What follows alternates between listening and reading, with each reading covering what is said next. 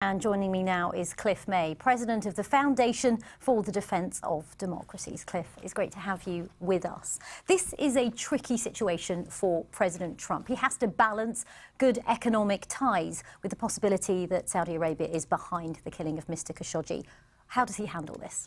Well, delicately. I think we have several things I think we need to keep in mind. One is I think the evidence does appear to be damning of MBS, the Crown Prince, at this point. It's also important to recognize that all the evidence that has come out so far has been from two sources. One is the Turkish government, Turkish really intelligence, and the other is the Turkish media. Neither I would call reliable sources. Also, they have told what they have, but they haven't shown what they have. We haven't heard these audio recordings that they talk about. I don't know why they're not sharing it, at least with the intelligence agencies of UK, of the U.S. If you have it, show it, then we say, well, okay, you've got the proof. They haven't done that so far. So this is odd. Another thing that is odd in this murder mystery, MBS, those who know him, have all said that he is a very bright young man, whatever else he is. This would not be a bright thing to do. This would be fairly self-evidently damaging to him, to his reputation, to Saudi Arabia, and to Saudi Arabia's aims. It is such a stupid thing to do. You have to wonder why they thought they would do it. I don't think it's enough to say, oh, he thought he would get away with it. He thought the Americans wouldn't mind. The Europeans would mind, and I would think, and the Europeans have an influence on the U.S., and I think it's a little simplistic to simply say he thought this would be okay with the U.S. We've seen the Treasury Secretary, Steve Mnuchin, pull out of an investment conference with Saudi Arabia.